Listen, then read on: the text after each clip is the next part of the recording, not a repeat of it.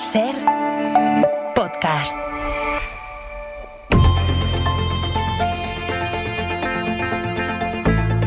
El Abierto. Ser podcast. El primer abierto de esta semana lo vamos a compartir con Elisa de la Nuez. Elisa, buenos días. ¿Qué tal? Buenos días. Con la profesora de Ciencia Política Carmen Lumbierres. Hola Carmen, bienvenida. Hola, muy buenos días. Y este verano sumamos también el análisis del periodista del diario.es, José Enrique Monrosi. Monrosi, buenos días. Hola, muy buenos días. Bueno, pues empieza la semana en la que todavía veremos mañana un último pleno del curso en el Congreso, marcado por los casos de corrupción que hemos ido conociendo, del caso Koldo y Cerdán. Saben que del caso Koldo hoy el juez va a interrogar a la expresidenta de Adif, Isabel Pardo de Vera, ya que fue director de Carreteras, a Javier Herrero, y que del caso Montoro pues aún andamos haciéndonos una idea de la dimensión de lo que se investiga, porque el sumario, como saben, son miles y miles de folios. Y decíamos ya a las 8 que da alguna idea de la dimensión de lo que hay, pues el hecho de poder ponerle números a la investigación. Miguel Ángel Campos, hola de nuevo, Campos. Hola de nuevo, José Luis. Decíamos 50 millones en comisiones que atribuye la investigación a la trama que lideraba Cristóbal Montoro.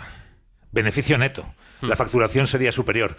Los Mossos de Escuadra y la UCO, que son los que han ejercido de policías judiciales en esta causa, sostienen que Equipo Económico, el despacho vinculado al exministro Cristóbal Montoro y su sucesora, Global Afteli, se dedicaban fundamentalmente a una actividad ilícita. Que ambas sociedades, si es literal, eran meras canalizadoras del cobro de comisiones a cambio de su influencia en el gobierno para legislar a favor de sus clientes. Cobros a los que daban apariencia de legalidad contractualmente con la emisión de informes de asesoramiento fiscal que en realidad eran ficticios, y que el beneficio neto de las dos sociedades de la trama por esta actividad supuestamente ilícita ascendió a 48 millones de euros en el periodo investigado entre 2008 y 2017. Beneficio neto. En ese monto global figuran los pagos de las empresas gasistas, las constructoras, compañías eléctricas, de renovables o papeleras, el sector del juego, distintas consultoras o fundaciones público-privadas conocidas hasta la fecha. También hay pagos de administraciones por supuestos informes de asesoramiento entre 2008 y 2011, cuando gobernaba el Partido Socialista. Pero los pagos siempre proceden de instituciones dirigidas por el Partido Popular, como la Comunidad de Madrid, la Diputación de Lugo, ayuntamientos como los de Alcobendas o Tres Cantos. También el propio Partido Popular Nacional contrató a Equipo Económico en 2010 y 2011. Gran parte del dinero, José Luis, fue desviado después a través de 16 sociedades instrumentales de la trama, empresas que carecían de actividad, trabajadores o domicilio conocido, e invertido en propiedades inmobiliarias o destinado a países como Luxemburgo o Irlanda, que son de fiscalidad laxa, y también a Italia o Polonia, entre otros. Informes ficticios, empresas que no existían, realismo mágico en aquellos tiempos en los que Cristóbal Montoro iba pidiendo ajustes y anunciaba recortes y aprobaba recortes el gobierno. Pedro Jiménez, buenos días. ¿Qué tal? Buenos días. Un dato más, nos dice Campos, 48 millones netos en comisiones. Hablábamos de empresas energéticas. Contabas tú también a las 8 que las energéticas pagaron al despacho de Equipo Económico 10 millones de euros. Sí, en ese periodo investigado del que hablaba Campos, 10 millones de euros al despacho de Montoro a cambio de lo que pedían todas, que era una regulación fiscal favorable para su actividad. Casi la mitad de esos ingresos, 4,6 millones, se concentraron entre los años 2012 y 2014. Coincide cuando el gobierno de Rajoy puso en marcha la reforma energética que enfrentó al exministro de Industria e impulsor de la norma, José Manuel Soria, y al titular entonces de Hacienda, Cristóbal Montoro. Soria estaba del lado de las tradicionales eléctricas y Montoro de las renovables. Los investigadores atribuyen esta guerra política que los mejores clientes de Equipo Económico estaban precisamente en ese sector. Abengoa pagó al despacho que fundó Montoro casi 4 millones de euros y Solaria 1,7 millones de euros. Los trabajos de Equipo Económico consiguieron suavizar la carga fiscal, pero no pararon el golpe, y las renovables se llevaron un recorte de 1.700 millones. El sumario en este punto, Sastre, advierte eso que estabas diciendo tú, que estos cambios normativos que suponían ventajas fiscales para las grandes empresas y el incremento impositivo de los consumidores se produjeron en un contexto de una de las mayores crisis económicas y financieras que obligaba a un esfuerzo fiscal generalizado y que sitúa a España al borde del rescate. Carlos Cruzado es el presidente de Gesta, que agrupa a los técnicos del Ministerio de Hacienda. Señor Cruzado, buenos días. Hola, buenos días. Le voy a hacer una pregunta que yo creo que nos estamos haciendo todos desde el principio. Entiendo que tiene una respuesta compleja, pero verá, la pregunta es: ¿Esto cómo pudo pasar? ¿Cómo se pudo organizar desde dentro del Ministerio de Hacienda una trama de la dimensión y con el grado de organización como el que describe esta investigación? Bueno, quizá precisamente porque supuestamente estarían implicada prácticamente toda la cúpula del ministerio. Si esto hubiera obedecido al protagonismo de una de estas personas, pues quizás se podría haber controlado. Si, como se dice en el contundente relato de hechos del auto, y se puede llegar a probar esto, estaba toda esta cúpula, todas estas personas implicadas, pues quizá eso favorecía la cuestión. Hay que tener en cuenta que todos estos altos cargos, de una u otra manera, estaban involucrados en lo que era la elaboración de anteproyectos de leyes y de proyectos de reglamento. Por tanto, quizá eso facilitó la cuestión. Queda por determinar si efectivamente este relato de hechos tiene esa prueba detrás y bueno, se pueden confirmar tantos delitos como se reflejan en el auto, ¿no? Pero estamos hablando de muchas cosas. Por una parte, empresas que pagaban comisiones para que les cambiaran nada menos que las leyes, les hicieran leyes a medidas. Estamos hablando de que el ministro presuntamente tenía acceso a información confidencial de los contribuyentes, de las inspecciones que hacían los técnicos de Hacienda por mandato judicial. ¿No tendría que haber sonado o disparado alguna alarma? ¿No hay ningún control interno que pudiera haber evitado esto? Bueno, todos estos temas en su momento, desde mi organización, desde Gesta, denunciamos muchos de ellos. No teníamos pruebas de lo que estaba ocurriendo, pero era evidente que las circunstancias apuntaban digamos, en algo no muy positivo, ¿no? Cuando el ministro hacía todas estas referencias a contribuyentes, a políticos, incluso en el Parlamento, a deportistas, a periodistas, a medios de comunicación, ya nosotros denunciábamos que el ministro no podía tener datos fiscales como aparentaba tener, y que si los tenía era porque se estaban filtrando por la dirección de la agencia tributaria, no por cualquier funcionario que tiene un control exhaustivo en esa materia, en las entradas que se hacen y en la posibilidad de filtrar. Esto parece que se confirma, si es así, por lo que se está publicando, que era el propio director de la agencia el que pasaba estos datos al gabinete del ministro, ¿no? Pero hay muchas otras cuestiones en relación con los peritajes, con ese control de los peritajes. Nosotros denunciamos cómo el director de la agencia tributaria dictó una normativa por la que controlaba el nombramiento de los peritos y del auxilio judicial en los casos de corrupción en la Audiencia Nacional y en el Tribunal Supremo. Bueno, esto lo hicimos en ese momento, como denunciamos tantas otras cuestiones que ahora van apareciendo. Otra cosa es que no tuviéramos pruebas, claro, sino que hablábamos de lo que aparentaba, ¿no? ¿Lo denunciaron judicialmente? No, denunciábamos en los medios porque, como digo, nosotros no teníamos pruebas. El ministro, cuando hablaba de filtraciones de datos, lo hacía siempre en ese filo de la navaja, ¿no? No lo decía claramente, pero daba a entender que tenía esos datos. Nosotros no podíamos probar que los tuviera. Lo que hacíamos era pedir que se investigara, que si había una filtración se investigara, y obviamente no se investigaba porque parece ser, según lo que estamos viendo estos días, que era la propia dirección de la agencia tributaria la que estaba filtrando estos datos. Visto lo visto, ¿qué garantía podemos tener ahora mismo o podemos haber tenido los ciudadanos en todo este tiempo de que nuestros datos fiscales como contribuyentes han sido tratados con confidencialidad y no han sido pasados a ninguna dirección política? Pues en principio, desde luego, la ley es muy clara y hay ese deber de secreto, de sigilo para todos no solo los funcionarios, sino las autoridades que conocen estos datos. Desde luego, en lo que se refiere a los funcionarios, a los trabajadores del Ministerio de Hacienda y la Agencia Tributaria, precisamente todo esto lo que nos preocupa es mucho porque, da esa sombra o deja esa sombra de duda sobre el trabajo que debe ser independiente de la Agencia Tributaria, ¿no? Es cierto que hay que tomar medidas y habría que tomar medidas. Tendríamos que ver ya cómo los dos grandes partidos, en vez de tirarse, digamos, unos a otros estos casos, se sientan y acuerdan el establecer, el poner ladrillos para que esto no vuelva a ocurrir. Queda por regular toda la actividad de los lobbies, que habría que regularla mediante ley.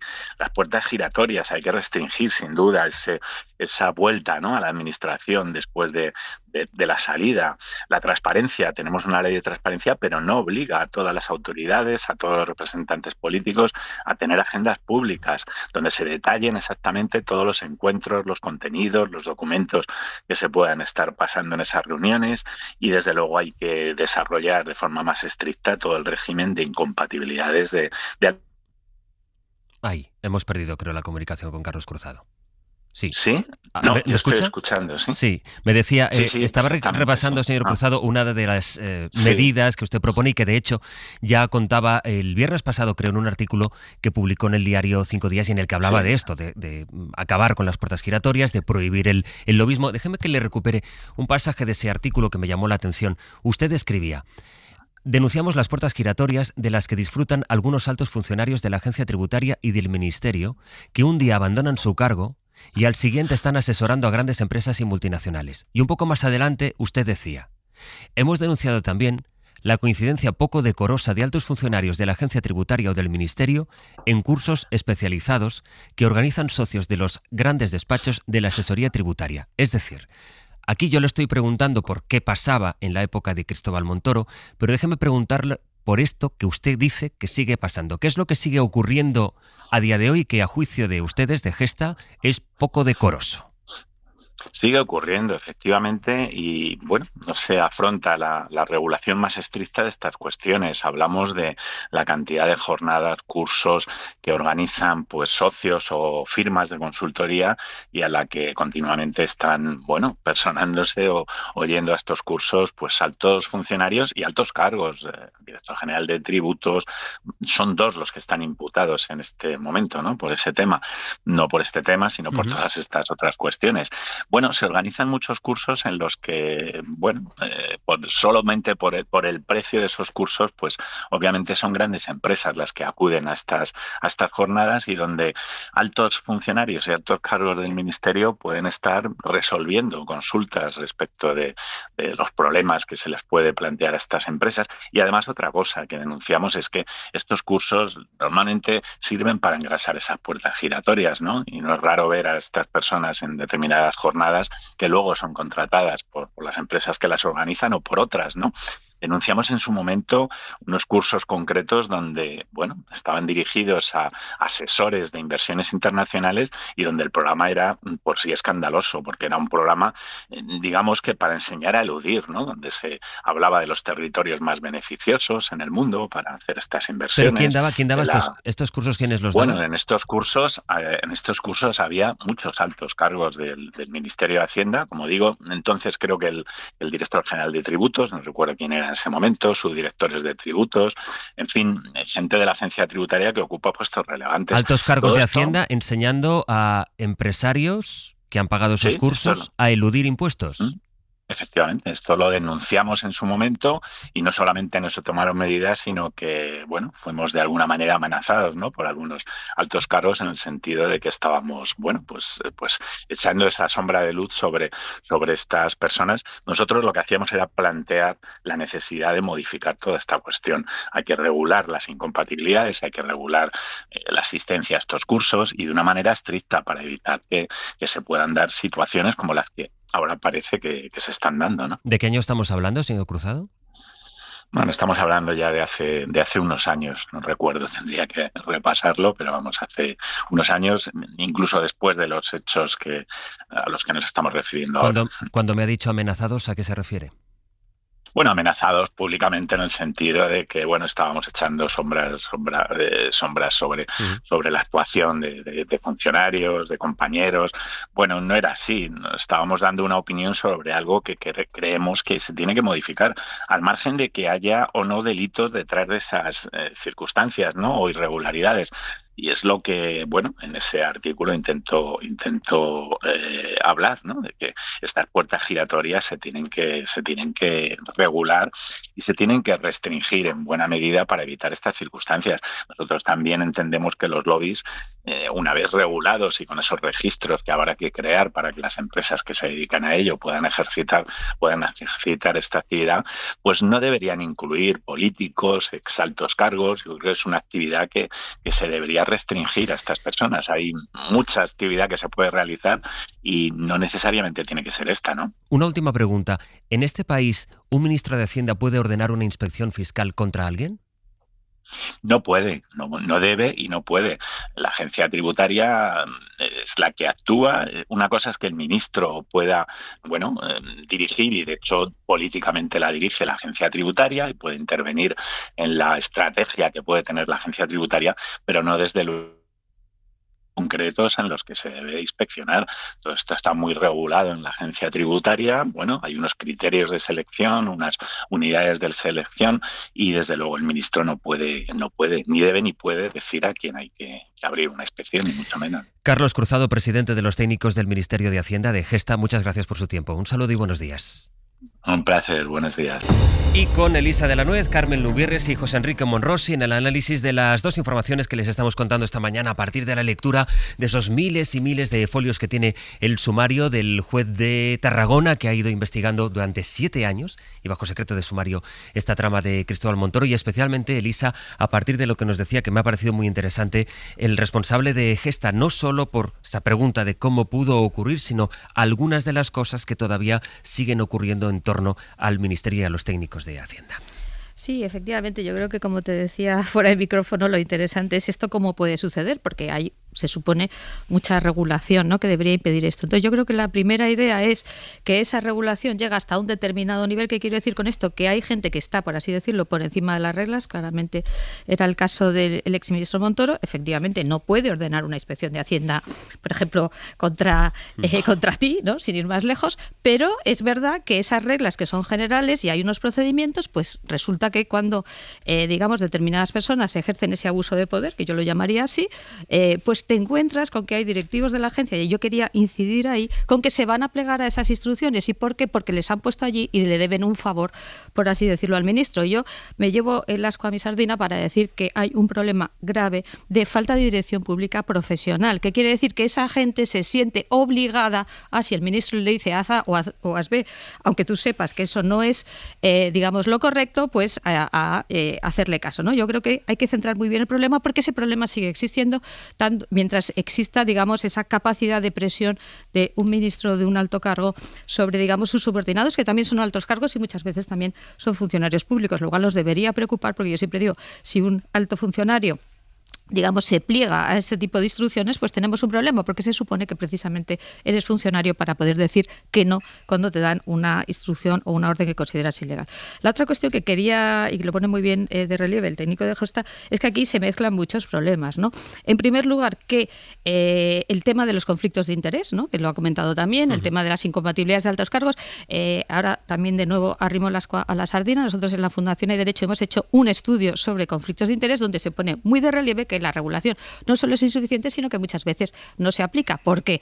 Porque la Oficina de Conflictos de Interés, digamos, no tiene independencia, no tiene medios. Es un poco lo de siempre, ¿no? Tú pones una norma, se supone que eso se tiene que aplicar, bueno, pues se aplica de aquella manera. Pero es que además hay otra cosa, perdón, Elisa, pero otra de las cosas que contábamos hoy y que está quedando en evidencia en esta investigación es que Montoro, cuando funda el despacho, luego dice que rompe la relación con el despacho cuando vuelve a ser ministro, en este caso bajo el gobierno de Rajoy, y los investigadores dicen, bueno, pues yo esto no me lo acabo de creer, porque tal, al precio al que vendiste las acciones, es evidente que tú seguías con un pie en tu despacho y con otro pie nada menos que en el Ministerio de Hacienda. Sí, eso es interesantísimo, porque se supone que hay una oficina de conflicto de interés que está para ver eso. Pero como insisto, porque hemos hecho el estudio, esa oficina ni tiene la autonomía ni la independencia, porque depende, digamos, del ministerio de turno, y además tampoco tiene los recursos para hacer esa investigación.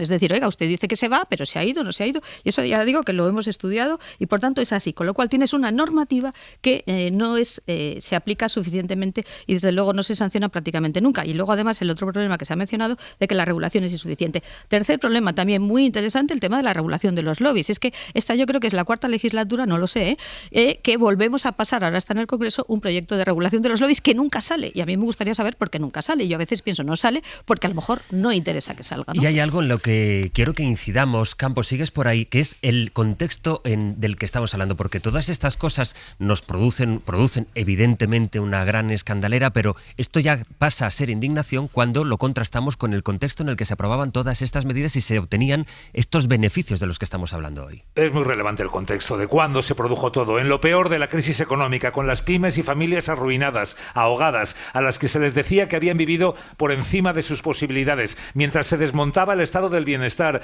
y a las familias se les incrementaba la presión fiscal para, entre otras cosas, rescatar a la banca, la trama de Hacienda de Montoro supuestamente hacía negocio vendiendo leyes para sus clientes a cambio de mordidas. Les conseguía beneficios tributarios y ese dinero que no pagaban las empresas implicadas tenían que abonarlo los ciudadanos. Recordar que están imputados por 7 delitos relacionados con la corrupción, entre ellos el cohecho, es decir, soborno y continuado, no solo el ministro, también su secretario de Estado, 2 subsecretarios de Estado, 2 directores generales de tributos, un subdirector general de tributos, un director de gabinete, el asesor principal de Montoro y ni más ni menos que el director general de la Agencia Estatal de Administración Tributaria, Santiago Menéndez. Se da la paradoja de que Menéndez también fue el jefe de la ONIF, la unidad de élite de Hacienda en la lucha contra la corrupción y el fraude. Monrosi.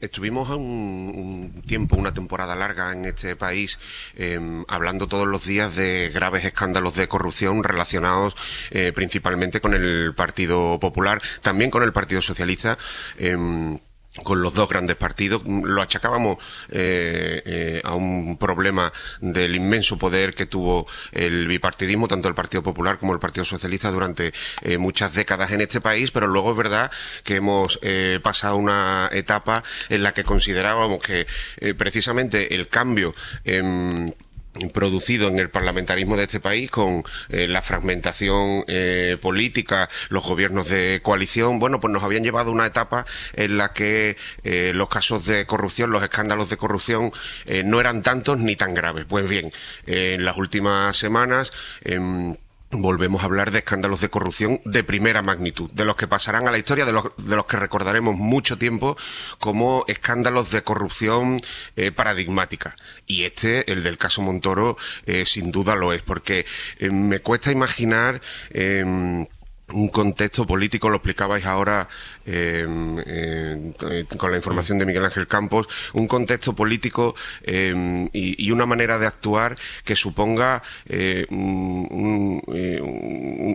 una violencia política realmente para la ciudadanía más expresa que esta, por muchas cosas. Primero, por la carcoma a la credibilidad de la institucionalidad, que supone que un ministerio como el de Hacienda, que debería ser también referencia del funcionamiento de las reglas del juego, pues actuase bajo los designios que estamos conociendo. Y luego también por el contexto, porque es que este señor, Cristóbal Montoro, era uno de aquellos hombres que nos decían que la gran recesión, que la crisis era culpa nuestra, que es que habíamos vivido por encima de nuestras posibilidades y que por tanto los trabajadores no teníamos los derechos que habíamos conseguido adquirir a lo largo de las últimas décadas.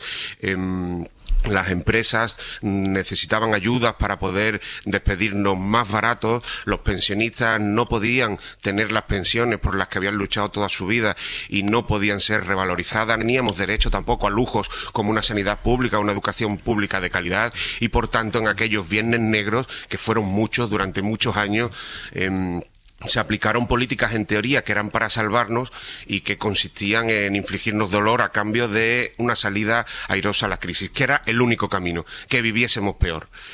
Y esas políticas se practicaban, estamos viendo, pues mientras que se legislaba a la carta a cambio de pasta. Se legislaba a la carta a cambio de pasta. Se hacían favores expresos a sectores económicos muy importantes de este país. Bueno, estáis contando hoy también da algunos detalles en varios medios de comunicación a cambio de decenas de millones de euros. Yo creo que esto hace un retrato del paso del Partido Popular por el poder. Ya teníamos una imagen bastante fidedigna de los gobiernos de José María Aznar y su relación con la corrupción.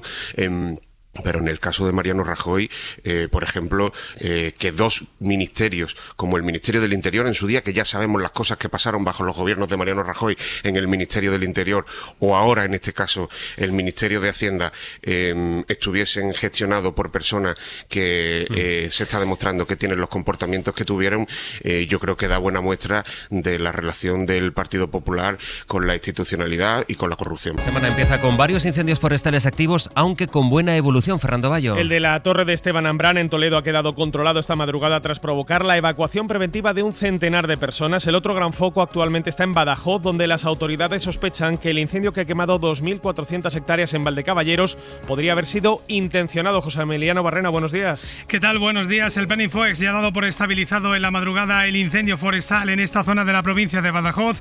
Varios retenes siguen trabajando en este lugar. Continúa activado el nivel 1 de peligrosidad del Plan Infoex. Recordamos que anoche la Junta de Extremadura desactivaba la situación operativa 1 del Plan de Protección Civil por este incendio que obligaba a desalojar a 300 personas del poblado del Cíjara y a evacuar un camping en el que unos 140 niños participaban en un campamento. El consejero ha anunciado que se ha decidido cortar la carretera que une dos localidades de la zona por miedo a que agricultores se acerquen a ese lugar que todavía continúa caliente. Durante la noche, medios terrestres han continuado trabajo, pero sobre todo, como dices, preocupa en este momento el dar con la persona o personas que presuntamente iniciaron este incendio y en el que comenzó en la tarde de ayer a pocos kilómetros del incendio principal un segundo conato. En Palencia, el fuego de Paredes del Monte ha bajado ya a nivel 1 de gravedad, mientras que el que se había declarado el sábado en la provincia de Alicante, en Villena, ha sido dado por controlado a primera hora de esta mañana.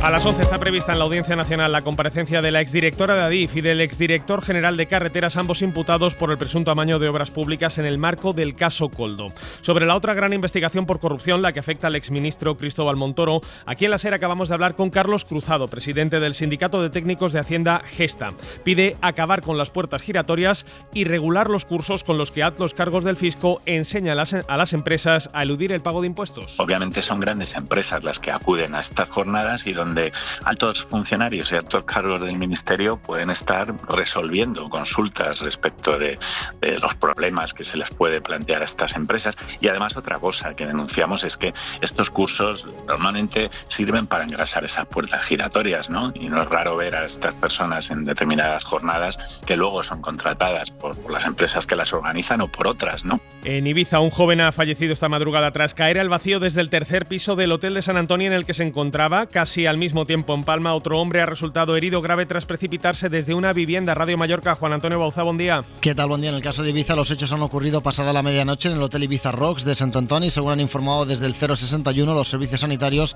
han llegado al lugar y se han encontrado ya al chico en una situación crítica con politraumatismos y le han practicado maniobras de reanimación cardiopulmonar, pero sin éxito. Se ha precipitado desde un tercer piso. En el caso de Palma, se investigan también las causas. Ha sido un hombre de unos 50 años, desde un primer piso está ingresado en estado grave en el hospital de referencia en Son Espasas. Del exterior, Irán anuncia una nueva ronda de negociaciones nucleares con Alemania, Francia y el Reino Unido para este viernes. Será la primera reunión de este tipo tras la oleada de ataques de Israel el pasado mes de junio, a la que se sumó el gobierno de los Estados Unidos. Y en los deportes, Sampe, el Atlético de Madrid, inicia esta mañana la pretemporada y ya está Rashford en Barcelona. El extremo inglés llegaba a las 9:30 de la noche en vuelo privado, pasará el reconocimiento médico durante la mañana. Su presentación está prevista para el miércoles a las 6 de la tarde y se va a sumar el jueves a la gira con el resto de la plantilla. Llega cedido por el Manchester United con opción de compra de 30 millones. Es la tercera cara nueva tras la del portero Joan García y el sueco Bargi. Los de Simeone se marchan hoy a Los Ángeles de San Rafael, donde van a trabajar esta semana. De los nuevos van a estar Thiago Almada, Alex Baena y Mateo Ruggeri. Faltará Cardoso todavía de vacaciones. Y a las 12 de la mañana se disputa un amistoso en Japón. La Real Sociedad se enfrenta al VAR en Nagasaki. En la mañana de este lunes 21 de julio que compartimos en la radio con Elisa de la Nuez, con José Enrique Monrosi y con Carmen Lumbierres, a quien quiero escuchar ahora, Carmen, en el análisis de esto que comentábamos con Monrosi y con Elisa antes de las noticias de las 9, a partir de esos 50 millones que se llevaron en la trama de Montoro, según la investigación del juez de Tarragona, y también lo que nos decía Carlos Cruzado de Gestas sobre lo que sigue ocurriendo dentro de Hacienda. A mí, volviendo solo un momento al contexto, me gustaría recordar, porque esos años fueron muy difíciles y yo me acuerdo de muchas llamadas a la radio de jóvenes universitarios que tuvieron que abandonar la carrera porque no podían hacerse cargo de la subida de las tasas universitarias durante esos años, y el 32% de los universitarios españoles en esta época de austericidio tuvo que dejar porque no podía pagar las matrículas de la universidad pública. Y en ese contexto, y en un contexto muy importante que me entenderán perfectamente los concejales que han sido en algún momento en este país, en una ley de estabilidad presupuestaria y de sostenibilidad financiera que obligaba, o una ley llamada Ley Montoro, a que los ayuntamientos congelaran el gasto público, aunque tu ayuntamiento tuviera superávit, tuvieras que tenerlo depositado en un fondo bancario sin poder tocarlo, paralizando inversiones plurianuales importantísimas para los ayuntamientos de toda España. En ese contexto de hiperrestricción, de austericidio, como decía, es cuando el equipo político, porque ese equipo político, por mucho que yo esté de acuerdo en la concepción que estaba diciendo Elisa de necesidad de implementar una dirección pública más profesional, cuando ese equipo político se llevaba 50 millones de beneficio neto, según estaba diciendo Campos, ¿no? Pero en todas estas dudas de cómo ha pasado esto y qué hacer para que esto no pase, que yo creo que es a lo que nos tendríamos que dedicar ahora, esto pasa porque hay 27 personas o 28 personas decididas abiertamente a robar. Es que yo creo que no hay que buscar más explicaciones donde no las hay, más que a enriquecerse, en colaboración con la dirección de la agencia tributaria de ese momento. Esto no hay que olvidarlo. O sea, porque ¿de dónde sacaba la información Cristóbal Montoro? Lo estabais diciendo vosotros, desde la dirección de la agencia tributaria, porque entrar a consultar expedientes administrativos que tienen que ver con nuestros impuestos o con nuestras declaraciones es absolutamente imposible, y queda registrado, y lo saben todos los funcionarios que trabajan ahí, que jamás abren un expediente. Y el director general de la agencia tributaria en ese momento, Santiago Treméndez, para los amigos de dentro de la casa, en lugar de Santiago Menéndez, colaboró abiertamente en connivencia con estas prácticas delictivas de acoso a aquellas personas que no eran adeptas a lo que declaraba Cristóbal Montoro.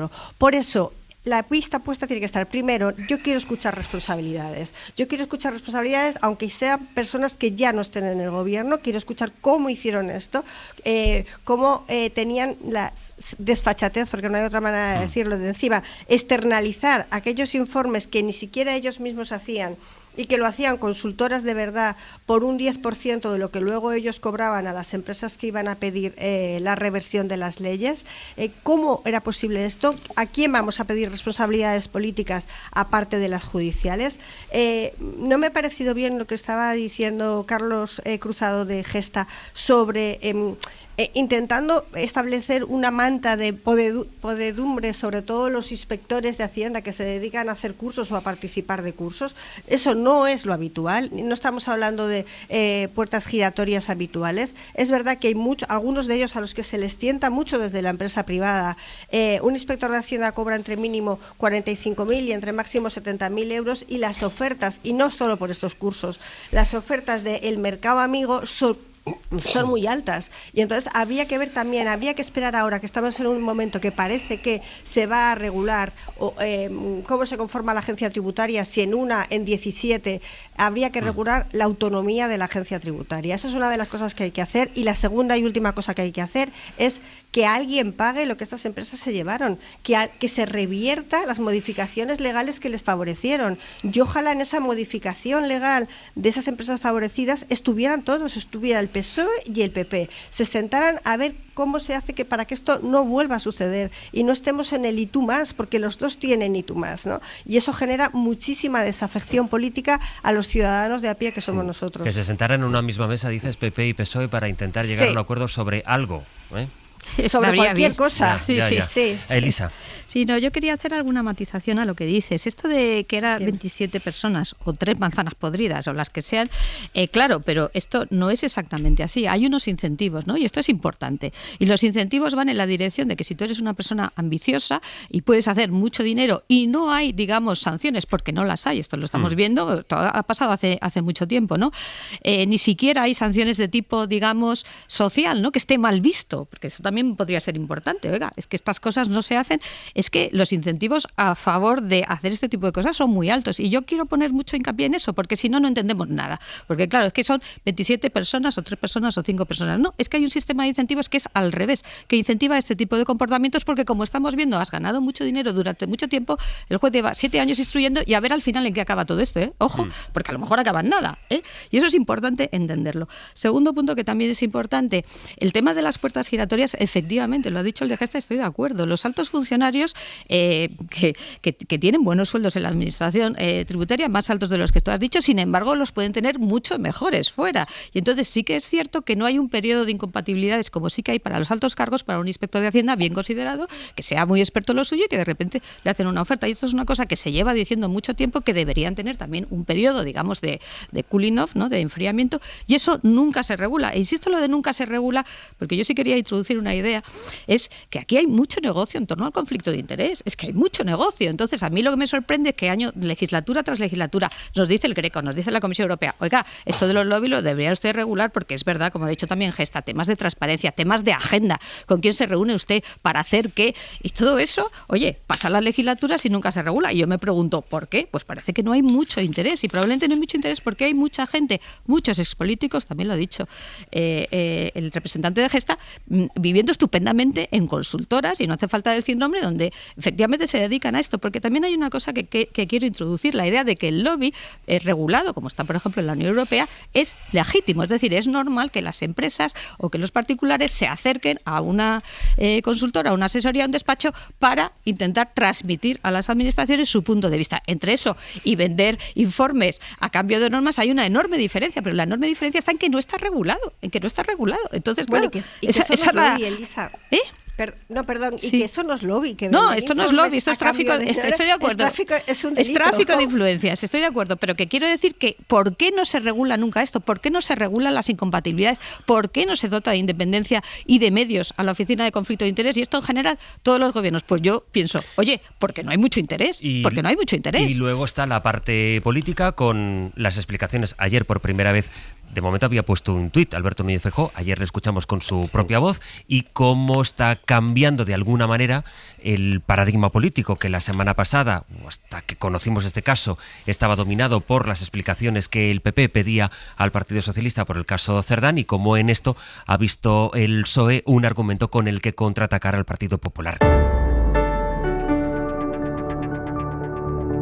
Introduciendo el elemento político en la clave de nuestro análisis que compartimos con Elisa de la Nuez, con Carmen Lumbierres y con José Enrique Monrosi, porque les decía, el Partido Socialista ataca al Partido Popular por el caso Montoro y el Partido Popular ataca al Partido Socialista por el caso Cerdán, del que hoy, Campos, pueden producirse, de hecho seguro se van a producir novedades de entrada, porque hoy mismo a las 11, poco más de hora y media, tienen que comparecer ante la Audiencia Nacional tanto el director general de Carreteras como también quien fue presidenta de ADIF, Isabel Pardo de Vera.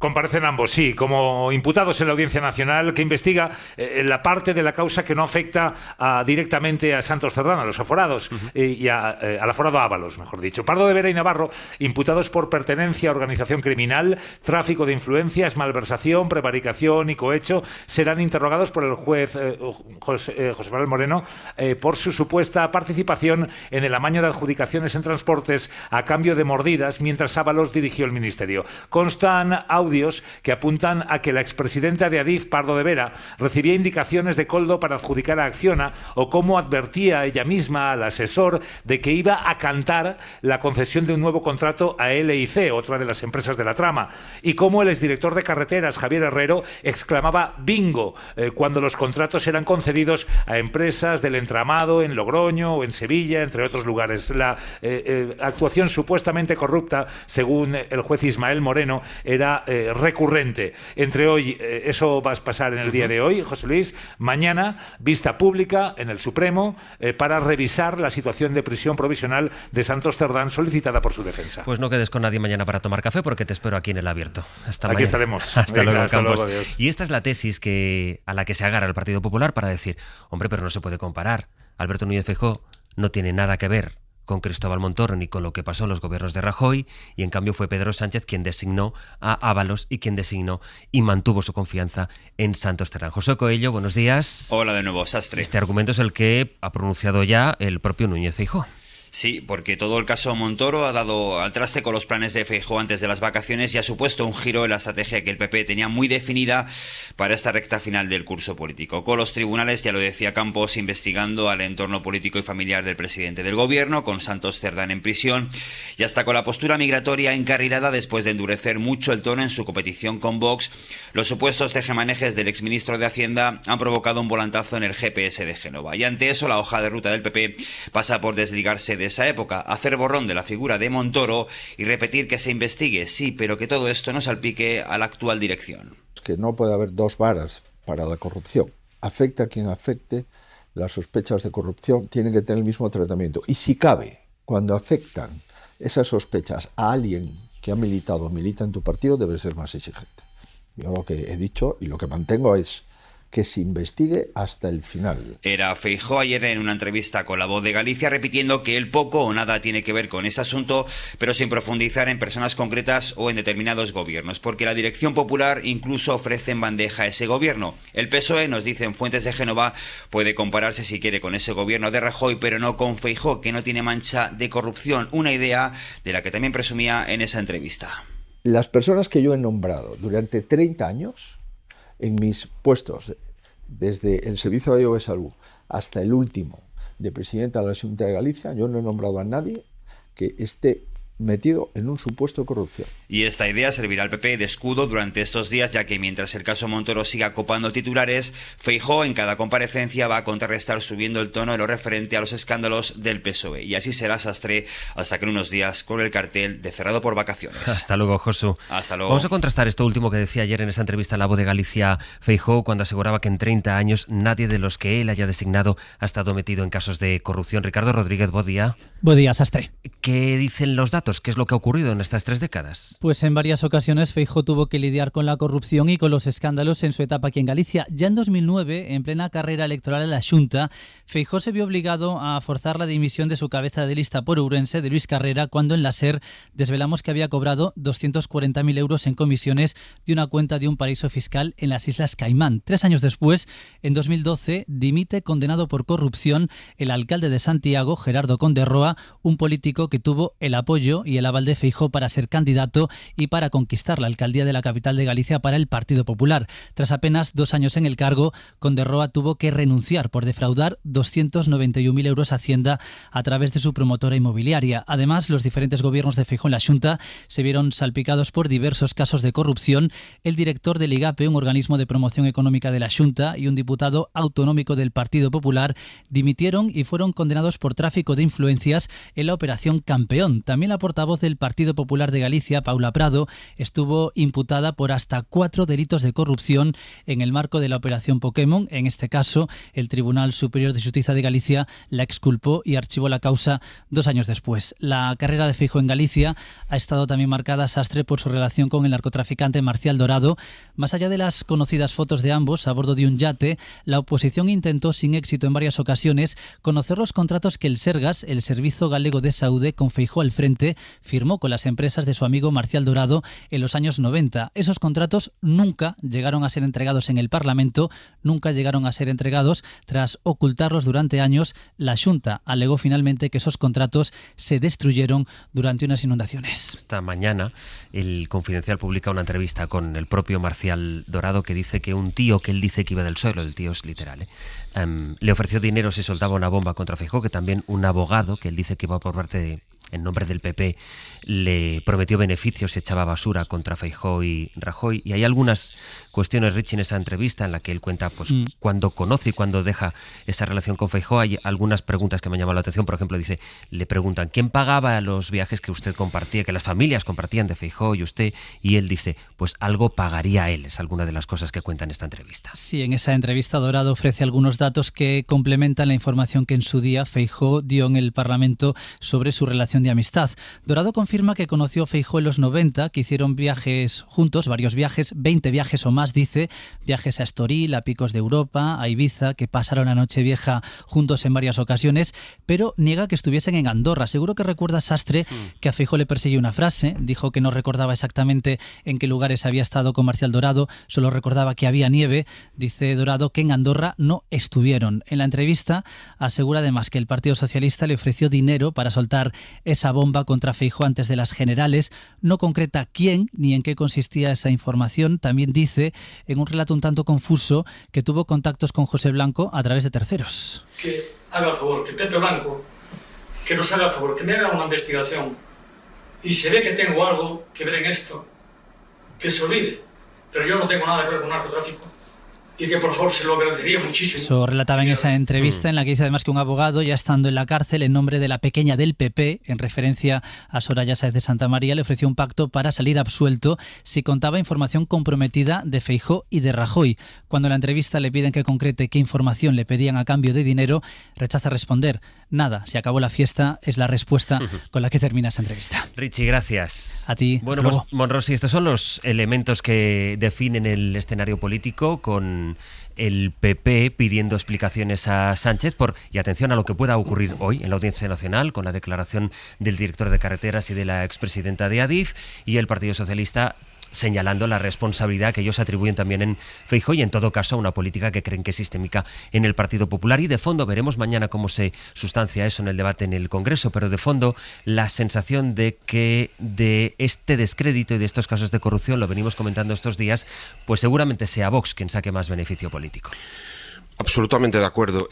Yo creo que es que son dos planos diferentes, ¿no? Comentaban Elisa y Carmen el plano un poco sistémico, ¿no? La reflexión sobre cómo es posible que estemos descubriendo casos de corrupción en los que corruptos y corruptores campan a sus anchas durante un montón de años. Lo hemos visto en el caso de Santos Cerdán, José Luis Ábalos, lo estamos viendo ahora también en el caso de Cristóbal Montoro, donde presuntos corruptos y corruptores campan a sus anchas, parasitando las instituciones durante años sin que salten las alarmas, sin que nadie lo vea, sin que nadie dé la voz de alarma y por tanto sin que nadie lo frene. Y luego está el plano político. Bueno, ahora estamos viendo al Partido Popular tirar del manual clásico de urgencia, manual clásico y sonrojante también, ¿no? De, bueno, este señor es que no lo conocemos de nada, lo vimos en su día con Bárcenas, lo hemos visto hace pocas semanas también, incluso con María Jesús Montero, diciendo que Santos Cerdán es un señor que no tiene nada que ver con el Partido Socialista, o ahora ya desvincularse al Partido Popular de Cristóbal Montoro y de los gobiernos de Mariano Rajoy, que hace 15 días, no hace 2 años ni 7 años, hace 15 días hubo un congreso del Partido Popular, ya no solo en el que por supuesto participó Cristóbal Montoro, sino en el que Mariano Rajoy reivindicó su actitud contra la corrupción y lo puso de ejemplo frente a la actitud, decía, de los gobiernos de Pedro Sánchez. Por tanto, este caso, por supuesto que estalla de lleno en el núcleo duro del Partido Popular de las 2 últimas décadas, porque es que Cristóbal Montoro, por cierto, junto con Rodrigo Rato, formaban el tándem, digamos, de gurús de referencia en lo económico y en lo fiscal del Partido Popular durante décadas. Y en lo político, yo creo que el gobierno haría mal, en mi humilde opinión, regodearse mucho en este asunto,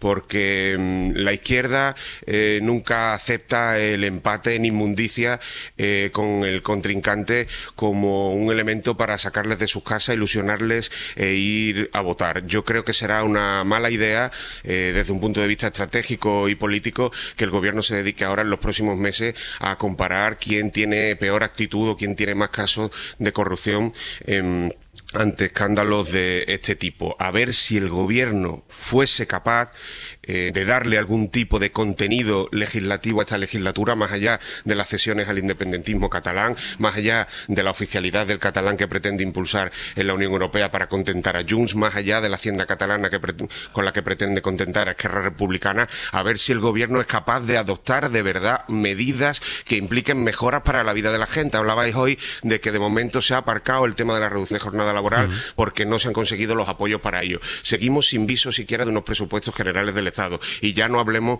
por supuesto, de las políticas de vivienda que siguen frustrando hoy tantos proyectos de vida. Estoy completamente de acuerdo contigo en que casos como este, que además suponen, lo comentábamos antes, dinamitar la institucionalidad desde dentro, que la gente deje de confiar en las reglas del juego y empiece a pensar que la política no vale para nada, solo para que se enriquezcan los mismos. Yo creo que si los dos grandes partidos entran en esta dinámica, y yo todo me hace temer que así será durante las próximas semanas y los próximos meses, de aquí solo saldrán vencedores los mismos de siempre, que son los que vienen precisamente a arrasar con la política. Lleva hoy El Mundo este titular en primera, dice: Vox ya detecta en los sondeos la rentabilidad de su discurso ultra, en este caso contra la inmigración. Señala que las últimas encuestas predicen su auge entre los jóvenes y en Murcia, en Cataluña y en Andalucía. Carmen.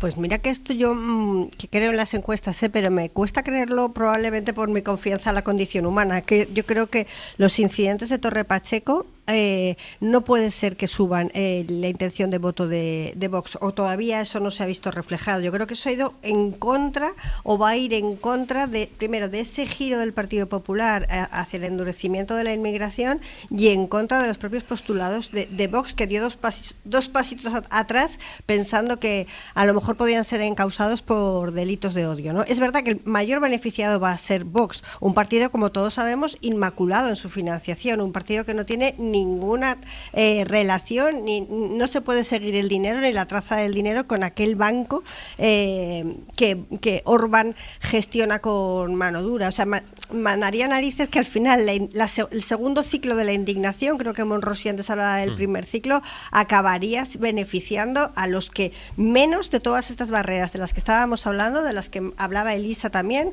sobre los lobbies, sobre la transparencia, sobre la importancia de la dirección pública estratégica. Todo esto a Vox se la trae al pairo. O sea, creo que el diseño institucional de este país le importa igual a cero, y que el gran beneficiario pueda acabar siendo ese refleja el nivel de descrédito, de incredulidad de los ciudadanos y de falta de confianza si los partidos políticos insisten en hablar: ese señor del que usted me habla, nosotros no tenemos nada que ver. El Partido Popular esté diciendo: esto no tiene nada que ver conmigo, cuando los procesos de corrupción en el Partido Popular, que todavía estamos algunos pendientes de juicio oral, como por ejemplo el que afecta al exministro de Interior y Montoro, que era uno de sus principales gurús económicos, y Rodrigo Rato.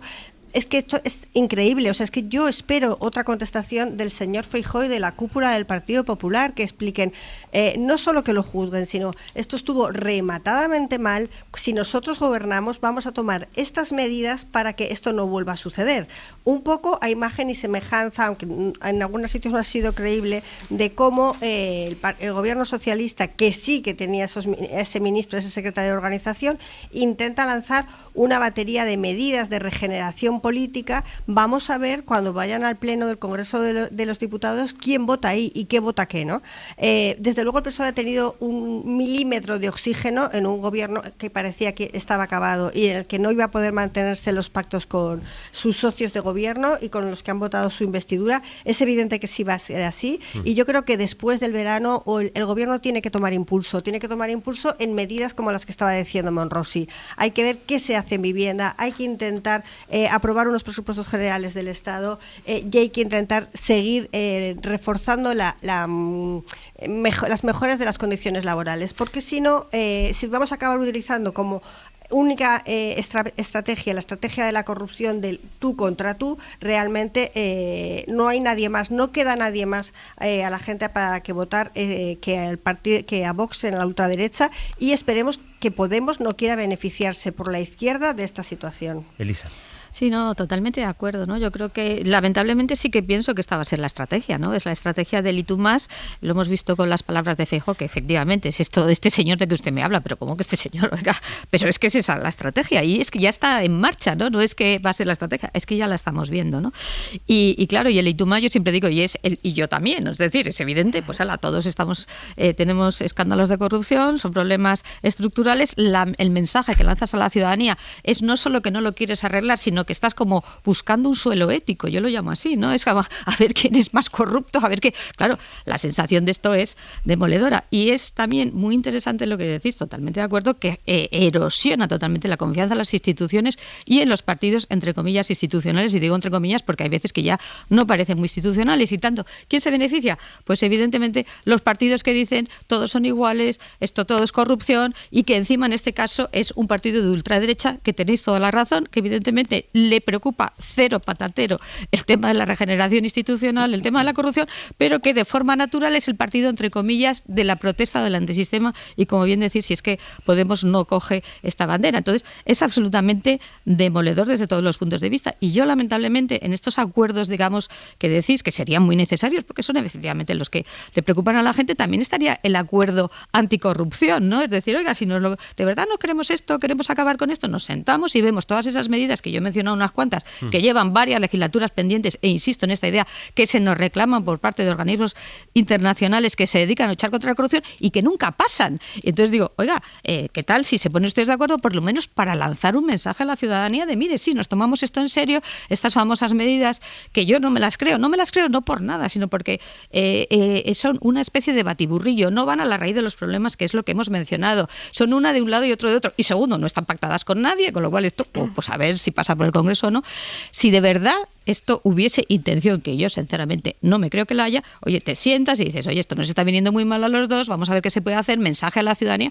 Yo, ojalá que me equivoque, no veo nada de esto, veo lo de siempre, y tú más, yo este señor no le conozco, uy, qué malos son los del Partido Popular, uy, qué horror los del Partido Socialista, cuando además me interesa destacar que, claro, el problema básico de la corrupción, tanto de la de Cerdán, la de Ábalos, supuesta, como la de Montoro, es esto que digo, es el clientelismo estructural, es que no hay una dirección pública profesional, es que tú nombras a tu gente, me he acordado también por lo de Pardo de Vera, es que yo nombro a una señora y la digo, oye, me tienes que colocar a este, tienes que hacer esto, y te dicen que sí, es lo mismo que hace Montoro con su gente, es decir, ese es el problema estructural, que tú tienes un montón de funcionarios y de directivos que no se atreven a decirte que no, cuando tú das una orden que no deberías cumplir. Y lo siguiente, que también ha dicho Sastre, es, ¿y por qué no saltan todas las alarmas? Es que tenemos un montón de regulación, es que, claro, al final hay un juez de instrucción, pero insisto en esta idea, el juez de instrucción va a tardar lo que tarde. Luego habrá un juicio oral. Tenemos la presunción de inocencia, tenemos el tema probatorio. No podemos dejar nuestras instituciones o la probidad o la solvencia de nuestras instituciones en manos de un juez penal, porque eso supone que al final no hay más responsabilidad política que la responsabilidad penal, que es que si lo piensas dices, pero vamos a ver, o sea, que usted solo se va de la política si es un delincuente y le han condenado. Esto no es razonable, ¿no? Y también muy de acuerdo con Carmen en el tema de la idea de esto tiene que generar algún tipo de respuesta, pero si nuestros partidos, los partidos centrales, no generan una respuesta política en condiciones, ya os digo, estoy totalmente de acuerdo.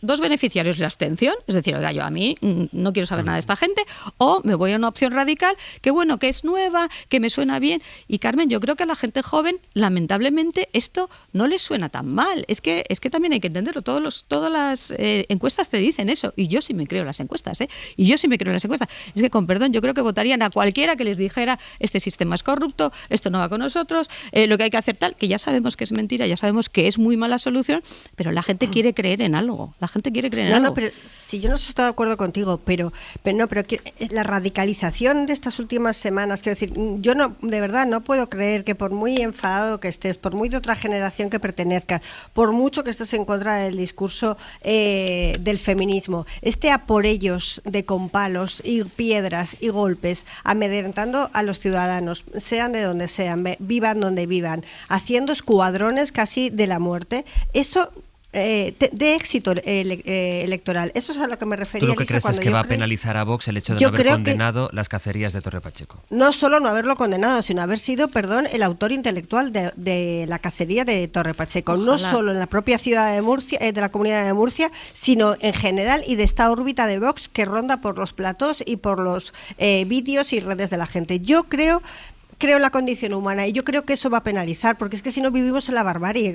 Como no pensemos que ir a pegar a la gente, intentar matarlos, eso da réditos, evidentemente es que en qué tipo de sociedad estamos. Aun estando de acuerdo que es verdad que hay un voto joven masculino que cree en estos valores de la fuerza, la concentración de poder, la pérdida de tiempo que supone la democracia, para que vamos a estar ahí deliberando horas y horas y horas, y por ejemplo esto Alvise lo hace continuamente con los vídeos del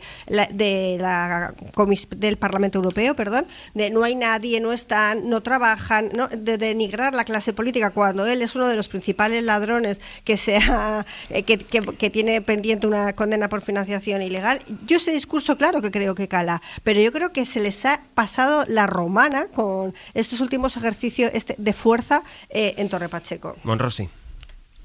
Yo creo que hay un par de aspectos con respecto a si esto alimenta de verdad o no a la extrema derecha o a movimientos populistas que en realidad lo que vienen es con la receta clásica también y tradicional de los fascismos, de arrasar con la política. La política no vale para nada, dejádmela que os la hago yo, ¿no? Y yo creo que hay un elemento para preocuparse. Decías, Carmen, me niego a pensar que vivamos en sociedades de este tipo, ¿no? Bueno, si miramos a nuestro alrededor... Que vivimos, sí. Claro, es que ya desgraciadamente estamos constatando que cada vez estamos más rodeados de sociedades de este tipo. Y estamos viendo lo que está pasando en un montón de países de Europa, lo que está pasando en Estados Unidos, lo que está pasando en Argentina y en otros sitios del mundo. Dicho lo cual, yo sí albergo aún la esperanza de que nuestro país no es así, o al menos ha demostrado hasta ahora que nuestro país no es así. En nuestro país... mientras que han ascendido populismo de extrema derecha, pues desde hace décadas ya en Francia, pero también en otros países cercanos de nuestro entorno, aquí la respuesta ha sido diferente. Aquí llevamos más de una década, incluso desde el último gobierno de Mariano Rajoy, que fue posible por aquel cisma interno en el Partido Socialista, porque no había una mayoría de derechas en el Congreso de los Diputados, y la gente, cada vez que ha tenido que responder en este país a la tesitura de un gobierno que le dé poder real a la extrema derecha y por tanto ponga en peligro todo lo que hemos conquistado en las últimas 4 o 5 décadas en este país, la gente siempre ha contestado en ese, digamos, plebiscito, ha contestado no a la extrema derecha. Yo sigo albergando esperanzas de que aún queda un resquicio, de que aún ese miedo a que nos convirtamos en algo parecido a lo que ha pasado en Torre Pacheco, en algo parecido a lo que está pasando en Italia, en Hungría, en Estados Unidos o en Argentina, que eso todavía opere políticamente en nuestro país, porque la inmensa mayor parte de nuestro país, o una gran parte de nuestro país, ha demostrado que a las malas siempre son más los que están con la decencia y la dignidad. Siempre son más los que, por ejemplo, durante la pandemia salían a los balcones a aplaudir a los médicos que los que salían con las cacerolas a las calles saltándose las normas. Siempre son más los que quieren conservar y avanzar en los derechos laborales conquistados por nuestros padres, por nuestros abuelos en los últimos 40 años, que los que están dispuestos a jugárselo todo. Dicho lo cual, si a lo que va la política de este país, y cuando me refiero a la política de este país hablo principalmente de los dos grandes partidos de este país, es a echarse en cara quién de los dos es más capaz de echar por tierra la credibilidad de las instituciones, pues evidentemente estarán alimentando a los monstruos, a los que vienen a arrasarlo todo y a decir que la política no vale porque, entre otras cosas, las reglas del juego son una falacia. Que los gobiernos del Partido Popular, por ejemplo, lo comentábamos al principio, en ministerios, en departamentos tan simbólicos desde el punto de vista de las reglas del juego, son pilares mismos de las reglas del juego, como es el Ministerio del Interior, las Fuerzas y Cuerpos de Seguridad del Estado, o el Ministerio de Hacienda, que es quién tiene que pagar impuestos y quién no, que son, pues eso, el paradigma, ¿no?, de las reglas del juego democrático. Que eso se haya trampeado, yo creo que es una carcoma muy, muy peligrosa para el sistema institucional en su conjunto, y que los dos grandes partidos deberían estar muy preocupados por ello. Elisa. Sí, ¿no?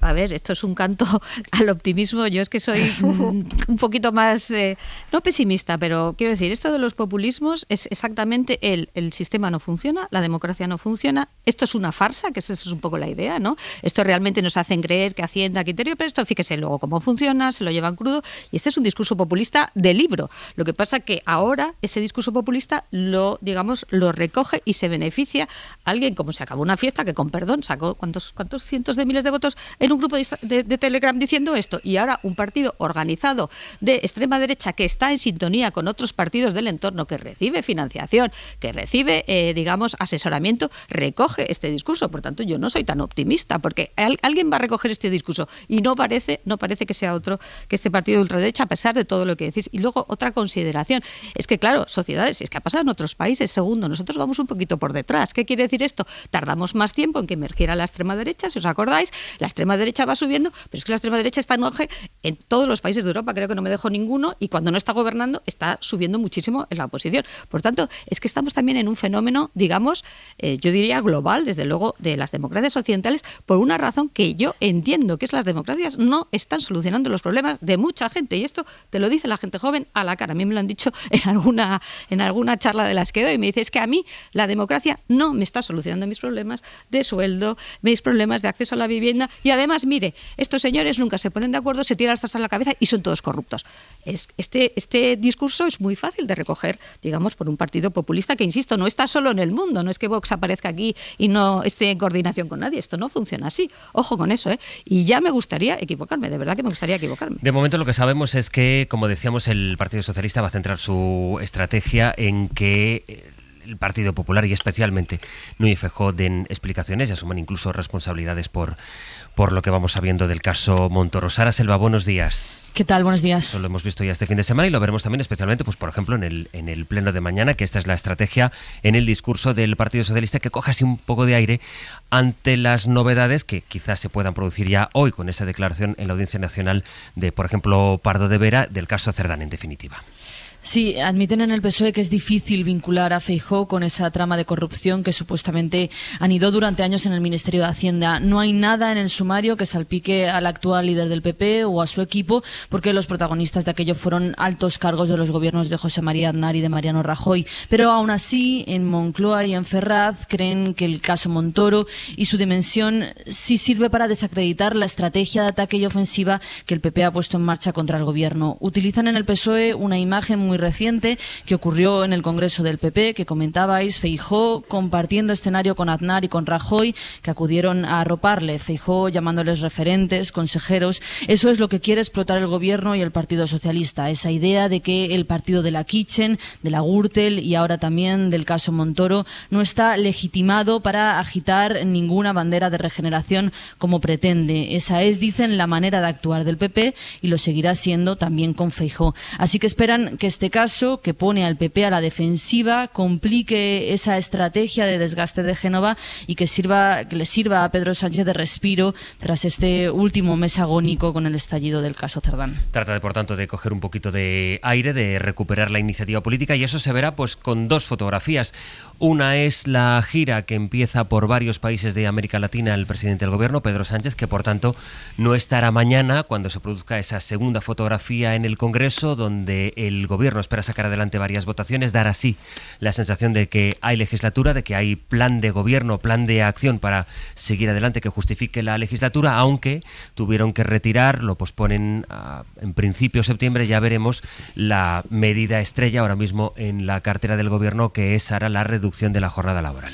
Sí, última semana del periodo de sesiones, último pleno antes de las vacaciones de verano, que es lo que solemos llamar el pleno escoba, en el que se van introduciendo los temas que han quedado pendientes. La idea era llevar a ese pleno la reducción de la jornada laboral, esa norma estrella para la vicepresidenta Yolanda Díaz. El gobierno llegó a dar por hecho que se aprobaría en ese pleno escoba, aseguraba que había margen para la negociación, pero al final no ha sido así, no cuenta aún la norma con el apoyo de Junts y el gobierno ha decidido no introducirla en este pleno. Sí hay otras leyes, otros decretos con los que el Ejecutivo aspira a eso, a consolidar la mayoría de la investidura. El Pleno es algo así como el examen final antes del verano, donde se va a medir si Pedro Sánchez sigue contando o no con el apoyo de los socios. Está previsto que se convaliden las entregas a cuenta, que se apruebe la reforma del reglamento en el Congreso para poner coto a los pseudoperiodistas y agitadores ultras y que se dé luz verde definitiva a la creación de la Agencia Estatal de Salud Pública. Pero hay algún decreto, como el de medidas para reforzar el sistema eléctrico tras el apagón, que sigue aún en el alambre porque no tiene garantizado ni el apoyo de Junts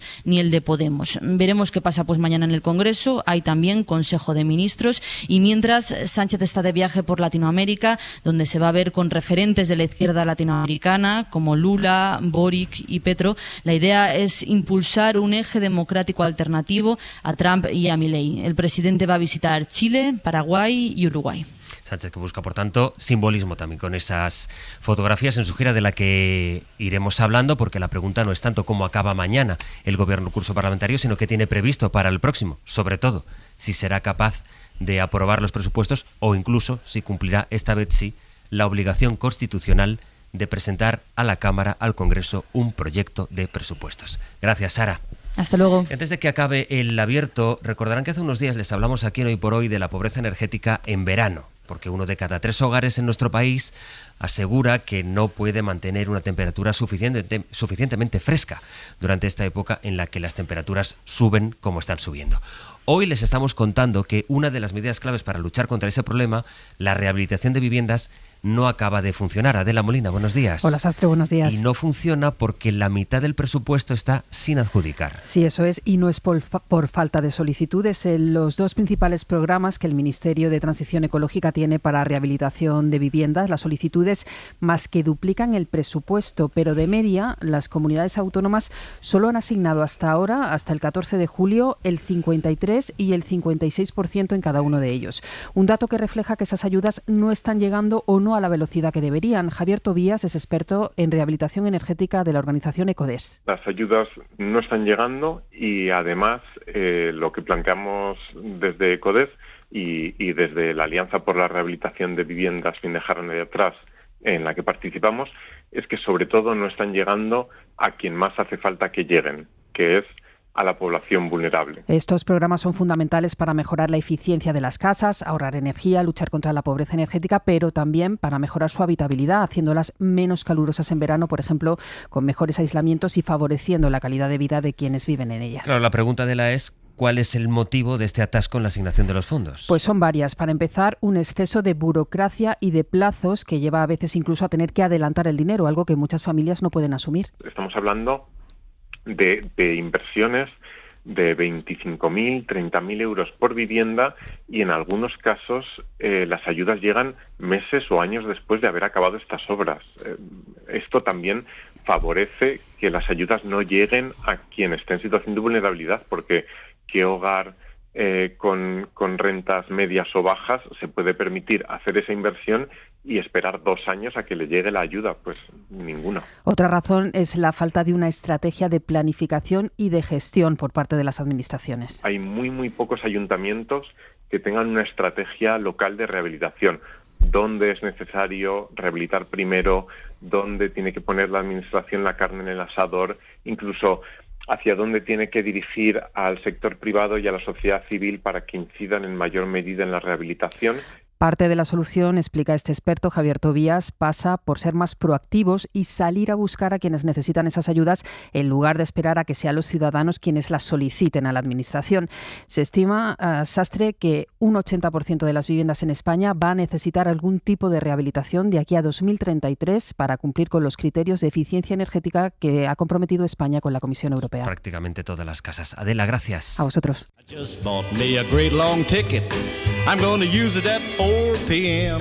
alegría tengo de ver que va pasando el verano y que sin embargo seguís aquí, Pepe Rubio, Sergio Castro. ¿Qué tal?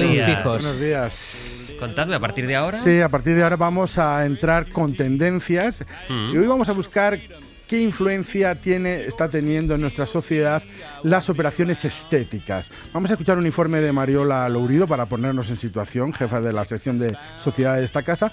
Vamos a contar con el testimonio de Laura Gil, antropóloga, que se sometió a una operación estética, pero también con la opinión de todos ustedes. En el 900-100-800 queremos que nos cuenten experiencias con operaciones estéticas. Si lo han hecho, ¿por qué lo hicieron? ¿Con qué resultados? ¿Volverían a hacerlo? ¿Piensan, como decía la añorada Almudena Grandes, que hemos convertido la imagen en un valor ético? Bueno, pues todo eso nos lo pueden contar a partir de ahora en el 900-100-800.